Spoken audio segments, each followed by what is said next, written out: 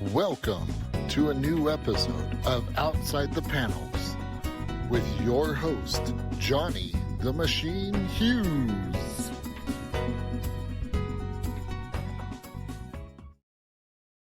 Welcome everyone to another episode of Outside the Panels. I'm your host, Johnny the Machine Hughes, and what better thing to do on a cold, nearly December night than to talk to a fantastic new creator of a brand new comic book available on Kickstarter.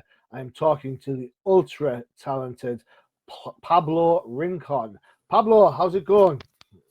Hello. Yeah, thank you. It's going pretty well. Really excited to be here chatting with you about In Hell. Very, very hyped about bringing you this project today. Cool. Sounds like a plan. So, before we get going, shall we take a look at the video that's available on your Kickstarter page? Yes? That sounds great.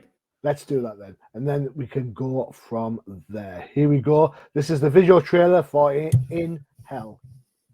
Rebel, blonde, nerd, jock, artist, feminist. 6 teenagers in love meet something that looks like a clown in hell. Your friend, charismatic Mexican cartoonist extraordinaire Gelada, brings you a new graphic novel adventure set within the now world-famous Hell saga. In Hell follows 6 youth as they awaken within an unfamiliar, surreal landscape. Emerging from the very elements as grotesque blobs of flesh, they quickly conform to the shapes of 6 archetypes you, dearest reader, knows only too well. Johnny, the rebel without a cause. Barbie, the blonde, buxom cheerleading bombshell. Dexter, the nerd genius. Arthur, the jock team captain. Willow, the awkward artist loner. And Christine, a child of our age if there ever was one, the indignant revolutionary feminist. These 6 teens, their memories jumbled and hazy, are then informed by a booming, ominous voice in the sky. They are dead and condemned to an eternity in hell.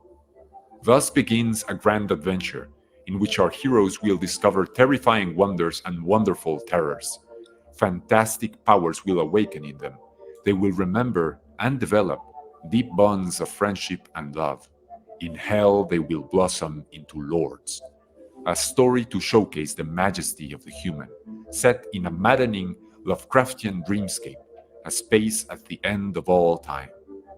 With your help, I will paint a picture of men and women as monarchs, beyond unrepentant, proud. Think Beetlejuice meets The Breakfast Club and Made in Abyss. Add a dash of Power Rangers thrown in for good measure. Rated hard R. I am asking for the minimal funds that would allow me to continue this journey. Please take a moment to examine the different tiers and rewards explained below. As part of this campaign, I share with you also 2 of my past works, Secret Reunion in Carfax Lodge and Not Freak Squeal, 2 books that I like to describe as the weirdest you will ever see Dracula be. These, while unnecessary to understanding and enjoying in hell, represent other artistic triumphs of mine, which will greatly enhance your understanding of this new work and bring you, friend, great pleasure. A brief video introducing them is available for you to watch below. Let Johnny and the gang be set loose in their endless playground. Help me bring to you an adventure such as you have never before experienced in hell. Rebel Blonde. Wow. There you go. Whoa. That's quite a massive thing. Wow. I'm very impressed. So Thank you. Wow. yeah, excellent. So 16s, different, as you say, archetypes, bit of Breakfast Club, bit of Power Rangers. How is it that you thought about this whole idea? I would say a little bit of Jumanji thrown in there as well. Probably the more recent movies over the last ones. Yeah, I can see that.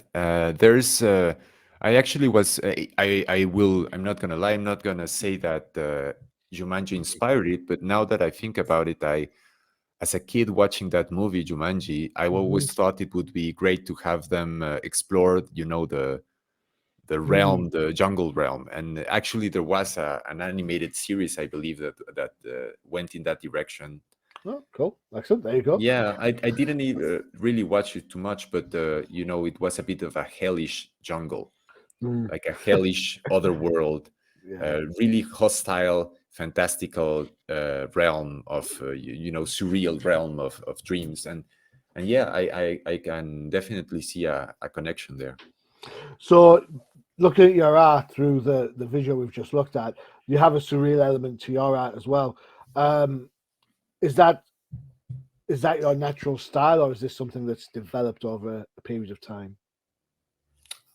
I try to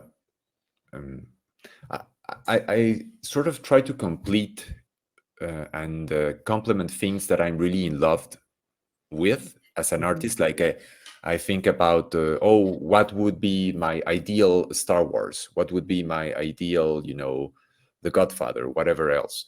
Well, The Empire Strikes Back is the ideal Empire Star Strikes Wars. Back, yeah. That would be the best one. But I mean more like that would definitely be the best one for sure. But more like what would I do with it? What would I dream about seeing in there? Yeah. So I thought about a base number of things that are really important to me. I mentioned Beetlejuice. I mentioned the Breakfast Club. There's this manga and anime that's called Made in Abyss as well. Sort of a bit like the Divine Comedy, the Dante's Paradise, sort of a descent into hell,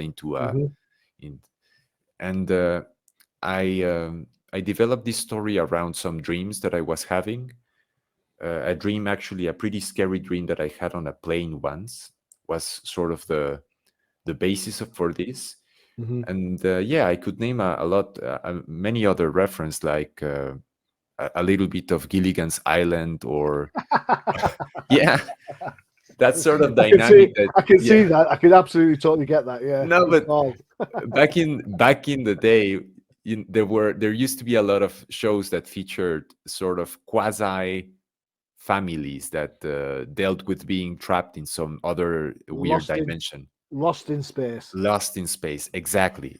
Like Lost in Space, like Gilligan's Island, that sort of dynamic. Yeah. So lots of influences for this work. You mentioned Mexican. I'm going to sound completely naive here when I say this. I take it that you yourself are from the great country of Mexico.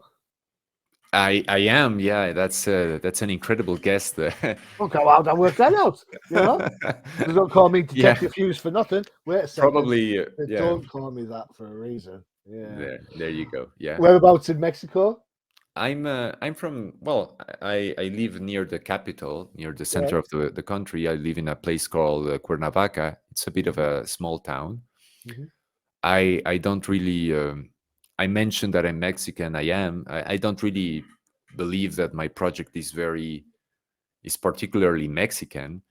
But yeah. All right. Okay. I'm a huge Mexican fan in that I've been to the country 4 times. Cool. And I normally hang out down Riviera Maya. Right, the beach. You go to the beach. Yeah, of course. Go on holiday, right? Sure. Yeah. And I see a lot of Mayan artwork when I go, because when I go somewhere, I'm about the place. I'm not just about the beach and the food and all that sort of stuff. Yeah, that's great. Yeah. I want to immerse myself a little bit. Do you find that whilst you can say that your art might not be traditionally Mexican in style, do you find that there's influences from art within that area? Because Mexico is built up, isn't it, of people who came in from outside, like the Spanish, versus the indigenous species population, like the Mayans, for example. So you've kind of got that not conflict, but you've got that contrast in art and style and things. You find that kind of has a play for what you do. the ideal world, the ideal word, I would think is layered, Perfect. because you actually have, for example, layers in Mexico where you have, say, places where you get there's some ancient ruins. Mm-hmm. Then there was a very beautiful and now sort of ancient church built on top of them. Mm-hmm. And then sometimes you had a volcano come in and bury the entire thing on the ground. And Yeah. then you have another town and other things. So I think that even if I perhaps don't claim that my project is particularly Mexican, something that is Mexican about me is that there's that sort of effect of layering and lots of different cultures and Mm-hmm. very different, very ways of thought that are very alien to one another. And Mm-hmm. I am very thankful for the influence of many traditions in Mexico are quite mysterious, where you have things that are like they are supposedly Christian, Mm-hmm. but then they have a lot of other influences there and a lot of other things, in the Mm-hmm. background or below the water, pulsating. Well, this is it. This is where my point was going to go. I spent some time in a cenote just Yeah. outside of Tulum, and when I came out of the cenote, I had to get Mhm. blessed by a shaman. And the reason being, of course, is Mayans believe that the Earth is one like level, and then Yeah, yeah, yeah, yeah. the dead live under the surface, and the cenote is like an underground water. So therefore, you are swimming with the spirits of the dead. It's the more literal translation from a Yeah. Mayan type of thing. And kind of when we were looking through the video, when I've been looking at the art that you've provided, I kind of get that sense that you've mentioned they're in hell. So to me, in my head, putting two and two together, that means like just under the ground in the land Sure. of the dead from a Mayan perspective, rather than something that is more, I suppose, traditionally Christian. Maybe I might be reading too much into it. No, you're completely right. You're completely right. And yeah, that's it's definitely not an idea of hell that is just a place of punishment or justice or just that. Yeah, It's no more of big a pitchforks, no. no fire. It's meant to be. Maybe there will be fire Oh. later, but it's not meant to be a. It's meant to be, a fantasy space. Like maybe another comparison would be Skull Island in King Kong. All right, yeah. That sort I of get it. Yeah. big fantasy realm of yeah, and the underworlds of the idea of the other world in Mayan cultures and other Mesoamerican cultures definitely was an influence. It's not just Judeo-Christian ideas here. Yeah, Cool, perfect. yeah. Good answer, well done. So you are the writer creator. How is it that what's the comic book industry like in Mexico? Admittedly, where I have stayed, it is predominantly holiday destination. Although the local Walmart does carry DC Comics. What's the comic book industry like in Mexico? Is it very natural for of Mexican art and writing, or do you have lots of influences from like the big two, like the Batmans and the Spider-Mans and that sort of stuff? Yeah, actually, there used to be a much more flourishing comic book industry some time ago. Mm-hmm. Right now, of course, people buy comic books in Mexico, but it's mostly things from outside. There's not a lot of people, to my knowledge, at least, working in Mexico doing comic books. Yeah, but It's a shame but that, isn't it? I think it is. Yeah, I mean, I admit I get the comic book are like the American creation perhaps, but every I suppose nation has their version of the comic book. So we have 2000 AD over here, very serialized. You know, that's yeah. I love 2000 AD. Yeah, it's amazing. Yeah, uh, Judge Dredd, right? yeah. Just Dredd, yeah. I am the law and all that. And of course, you've got like the 22-page floppies from DC Marvel.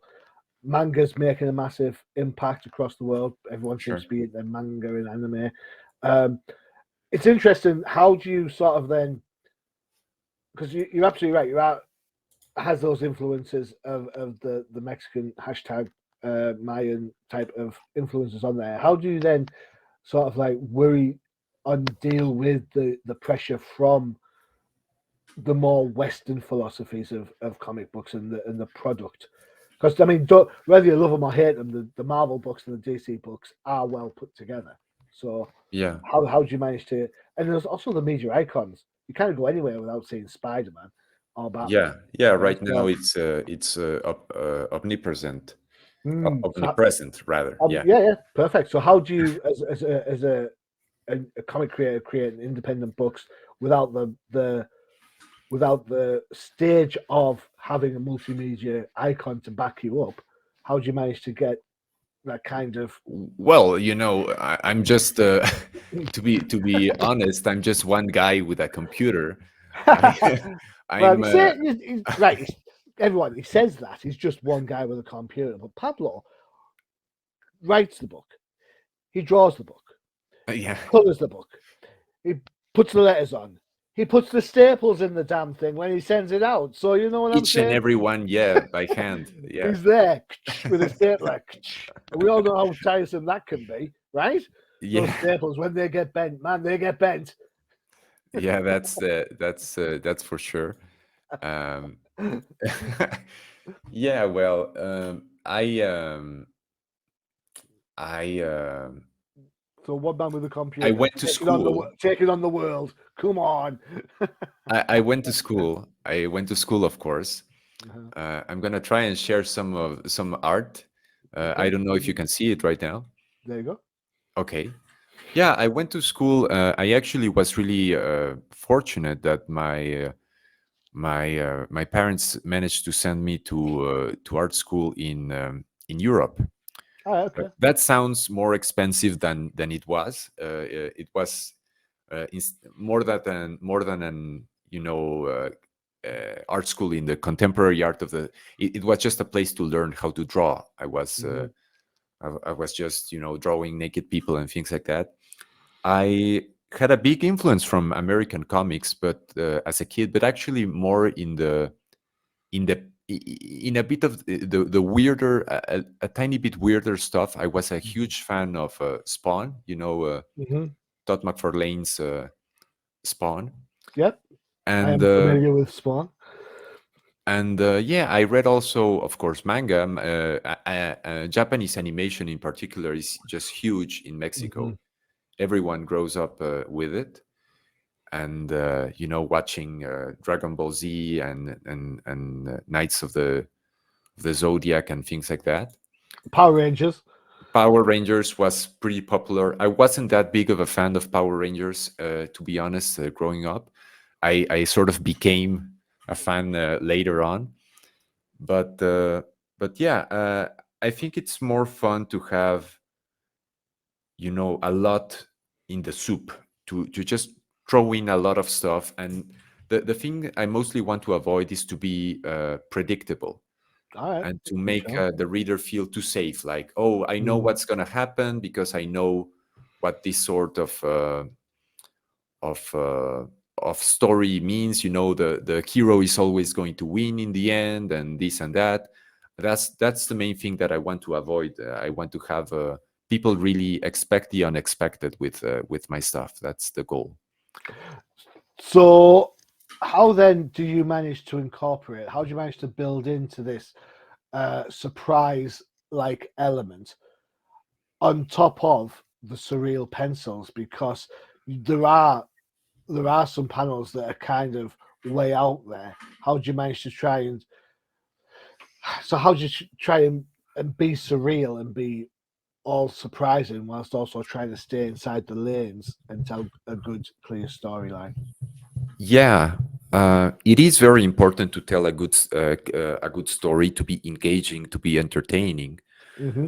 But I also want to do comic books that are sort of meant to be read slowly, Okay. My you know, when you're a kid and you're just looking at the back of cereal boxes, Uh-huh.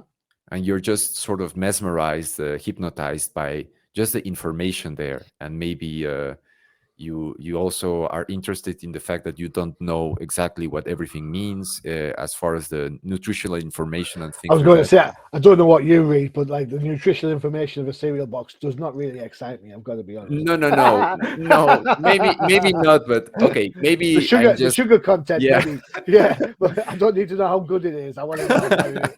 Maybe I'm just weird, but what I mean is, what I mean is that I just want to provide something to people that they can enjoy as an adventure, but that they can also ponder and they can discover a lot of secrets within. I'm just in love with secrets and with puzzles, so I'm trying to make pictures that, for example, this picture that I'm sharing right now. Mhm. There's a lot of thought that I poured into the construction, and I want to think that it's, you know, an interesting picture, but I want to also give you something to sort of study and to have layers that are sort of revealed as you keep staring at it and keep You know what? I've thinking just about it. seen it. I have just seen it. I've looked at this page a few times and I've just sort of like glanced at it, thought, yeah, it's just nice. Yeah, I don't understand what the letters are, whatever. But now I've taken the time to sort of like look at it properly. I can see that there's words hidden in this blurb here. Yeah, there are, you know, you can see Uh, rebel, it took me a jock, while. It took me a nerd. while to see rebels. To Yeah, be honest. yeah. But it's you know, there's a whole you know, reflection and idea within that, and there's a whole idea within the sort of video game gallery of Mhm. possible backs onto which you can project yourself. And of course there's a lot of codes and a lot of yeah, I want people to have, you know, not just an adventure, but also something, you know, like a mysterious book, a mysterious thing that will keep delivering things. Oh, I'm sorry, it's my phone ringing. Let No, me is it? let me mute, let me mute that. Okay, okay. I think, okay. Let me mute that. Sorry. It's all right. That's how busy. That's how busy he is. He's getting orders for his book right now. That's, yeah, that's right. Everyone wants a piece of Pablo Rincon. That's the world I live in. Yeah, but What's it like to be that popular? very, especially with, you know, the ladies, and Oh, easy now, Tiger. that's the, yeah, it gets pretty tiresome really at some Oh point, you yeah. know. At I first feel, it was, yeah, I feel so bad for someone who can write a great comic book, draw a great comic book, and gets girls. That man, that's just so sad, so hard. well, of course, you know, the comic book artists are the main prize for a woman, you know. It's pretty Oh. much a comic book artist at the top, and then just billionaire, etc. Well, it's all downhill from there. Yeah. Fair point. Fair No, point. but yeah, basically, I just want to make a book that is an adventure, but it's also a puzzle and a labyrinth and something that has secrets within that you can have fun discovering. That's the goal. Yeah. Cool. Excellent. We're going to take a quick break now then for one of our favourite shows. I'll just pop that there for the time being. We'll come back to your art after the break. Great. So, seems like, you know, we talk about new stuff. Maybe time for some old stuff. Here's the ad for the Old Timers Comic Book Show.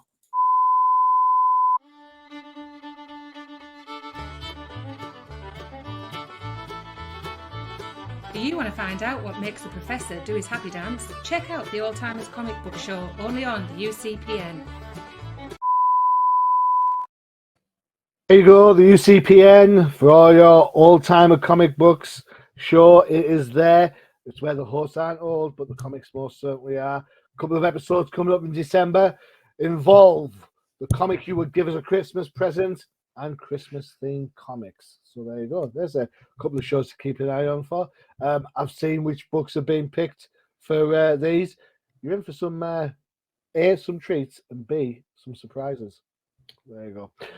Right, back to Pablo. Pablo, am I okay? Let's have a look at your Kickstarter. Let's get some Sure. views on that.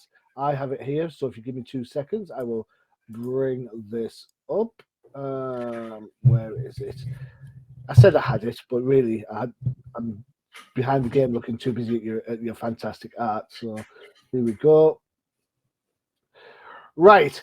How's the time of recording? We are currently sitting at, and yes, I know it's in UK, but let's change that around. That is in 25,916 Pesos. It's about, I yeah. don't know, pesos, don't worry, I'm there. And 80 cents against a total of 30,000 pesos. That's the Or- goal. Yeah. Yeah, so so that's £1,125 against a 1,302 pound goal. So practically, you are there. You are within a shake of a lamb's tail from that. You've currently got 40 backers, which is huge. And you've still got 20 days at the time of recording to go. How does that make you feel that you're so close after and still got like practically December to go, right? Well, I'm, I want to say I'm really happy, and I am, but yeah, Good. I'm really eager to get those, final backers, and to Yeah. just to be able to sleep again. I've been just really nervous about yeah, but well, I'm really thankful for the people that have chosen to of course support my project so far. I speak to another creator who does a lot of work on Kickstarter, and they are always checking the refreshing like every while it's Yeah. running. It's like refresh, refresh, refresh. I'm afraid that the refresh button on his computer's not running out, but never mind. You know who you are, Todd. You know who I'm talking about. All right, let's get back to you. So let's have a quick look at some of the pledges. Right. Pledge without a word, 100 pesos. For pledge, 190 pesos or more. That's about more or less $9. Okay. Is it? More or less, yeah. Yeah. Between $9 and $10. So you normally get around 25 pesos to the pound. So there you go. So that gets you the PDF. I really like it when people offer PDFs because it keeps the cost down for everyone, especially if you are planning on shipping internationally. Yeah, and the colors, of course, no print can quite match RGB colors. So you have a big monitor, you can enjoy that there, and it's cool. of course high quality PDF. It's not it's not a small thing. Yeah. Yes, it's not your Adobe Word document, right? Okay. No. What was I going to say? That said, I mean, I personally do prefer having like the real I am, but I understand that in today's global market, you can't always ship a comic over. In fact, I'll tell you a quick story. I looked at a project that I really liked the look of, and I was going to back it, and I was only going to pay like the $10, I think it was, $10 to get the book, to get the actual book. I thought, well, yeah, I can swing the $10. I'm all right with that. But then I checked the postage, and the postage was going to be something like $25 to get to the UK. And I'm thinking to myself, I cannot justify spending $35 on a book, on a Kickstarter book, or any book. And then so they didn't have a PDF available, so I was quite annoyed by that. But I understand that these things are a thing. So for $3.90 in pesos, you get the PDF and codes entitling you to weekly updates. Cool. Yeah, I really care about that. The idea is to have people have something to anticipate each week, to look forward to each week, and of course, then later in the year, they'll get the second chapter, and so on and so forth, until this entire story is told. Yeah. How many issues is it going to take, you think, to tell the story? I have it planned to be around 200, two volumes of 100 pages each in the end. The first chapter is 30 pages, so yeah, there's a lot of work ahead of me. But I'm really excited about this story. It goes into really, really strange and hopefully interesting places later on. Yeah. All right, excellent. For 1,000 pesos, you get the complete treasure. So you get the Chapter 1 PDF, the code. You get Chapter 2 PDF as soon as it's done. You get luxurious physical copies along with PDF files of both the Secret Union and the Carfax Lodge, which you mentioned in the video. Please note that is only available in the States. I assume that's available in Mexico as well, is it then? Or just States only? No, it's the place I have with the books is in the United States, so it's only to USA residents. Okay. If people really want to get the physical versions of the books, which I highly recommend, of course, they can do so if they send me an email through my website.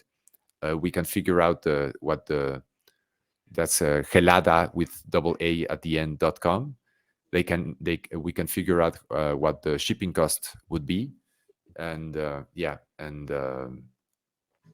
if they really want the physical versions, I think which they should, because I worked very, very hard to get the printing just right to pop out of the page. They're hardcover, offset color, and they're big projects. One of them is almost 300 pages of color fantasy artwork. Well, so you can keep mine for when I pop over to Mexico next time. Is that all right? I will do that. Let me actually take a note of that to have it ready for your next visit. Yeah. No, I don't want to disappoint you. I'll meet you at Cancun Airport and I'll buy you a Starbucks. There you go. That works. That works. Yeah. I love the idea that you've kind of got different aspects of going on in this book. Yes, there is a surreal element. There is, as you mentioned, the Breakfast Club bit going on. You've also got to consider things like Beetlejuice, as you mentioned. A little bit, I don't know if you remember this, but the idea of having different archetypal characters. Sure. You've got things like, do you remember the Dungeons and Dragons cartoon? Yeah. That's a very good comparison. The characters, as they go along on the adventure, you can, let me see if I can show you something. Yeah, actually, in this, okay. Don't tell me Vengeance in this. Well, you can see, for example, here, the character actually in the first, he's the only one to do it in the first chapter, but he sort of transforms into this robotic looking knight character. And it's very much a dynamic similar. I compare it to Power Rangers, but Dungeons and Dragons is an apt comparison as well, with the wizard, the rogue, etc. Cavalier, gymnast, thief, barbarian, annoying little creature that you want to kill. Yeah, I guess he would be the paladin here. Yeah. Cool.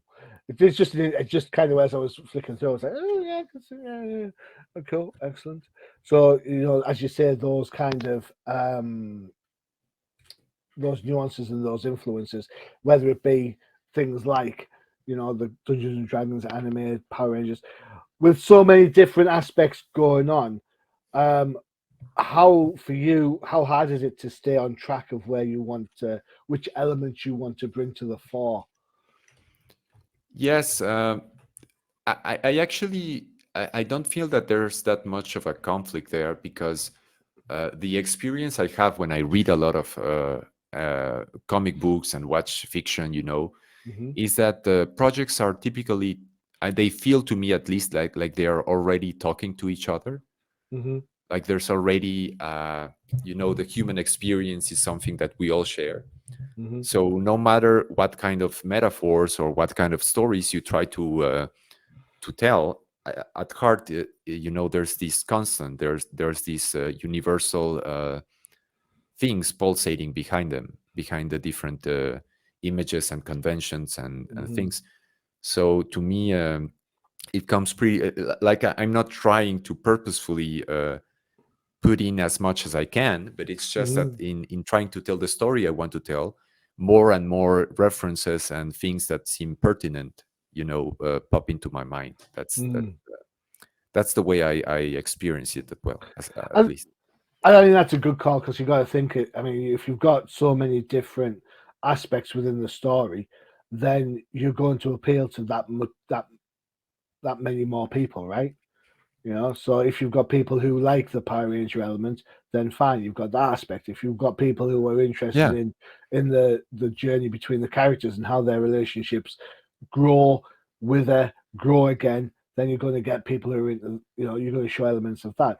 If people just want to freak out at the surreal art, then you're going to get that as well. So you kind of, you know, you're juggling the plates without absolutely dropping any of the quality, which I think is a huge achievement. So well done. Well, thank you. I mean, I hope if you or the listeners, of course, choose to back the book and get it, I hope they won't be disappointed. I think, it's very important to have things not only placed side by side, but actually, you know, resonate. You know, you don't want to be you want to be more than the sum of just the parts, of course. Especially the staples. You don't want the staples. No, yeah, the staples. This is why you send them PDFs, so there's no staples involved. I'll get you. Yeah, all right. Yeah, sure. Of course. Okay, cool, excellent. Pablo, thank you so much for spending the time with me. I really did enjoy having a look through your book. Very impressive. Well done. For information around Pablo and In Hell, you can check out Twitter. It's Galadar Comics. Check out the years. That is not a typo. That is how it is spelt. There you go. And if you're interested in the book and you want to get your pledge in within the 20 days that you now have got, there you go. The book's going to be ready to ship in January, so a nice little New Year's present for yourself. No, even before that, the first chapter is actually going to be delivered to the backers late December, actually. Oh, there you go. You might even get it before Christmas. That's right. There you go. See, emails don't rely on, you know, snail mail. So, exactly. All right. So there's the Kickstarter. It's Kickstarter projects. Gladder in Hell. Alternatively, go to Kickstarter, type in Hell, it'll come up. You know, that's why Kickstarter works that way. Pablo, thank you so much for spending the time with me. I really do appreciate it. Your book looks gorgeous. I wish you all the success with that. No, thank you kindly. Really, I actually really enjoyed our chat and being able to share this with you and with your audience. That's thank you for this space. Yeah, you are more than welcome, or as I would say, de nada, senor, de nada. Gracias. All right, don't forget to check out the new CPN for all your favorite shows, including, you saw it earlier, the Old Timers Comic Book Show, and of course you've got the Definitive Crusade for all you pesky DC fans, and No Prize Podcast for all you Merry Marvel Mutant fans and Disney Plus. All right, Pablo, thanks again. Really do appreciate it. Thank you. Else. Take care. Adios. Visit undercovercapes.com for the latest and greatest podcasts via the Undercover Capes Podcast Network. Also visit our parent company website, comiccrusaders.shop, all about comic pop culture.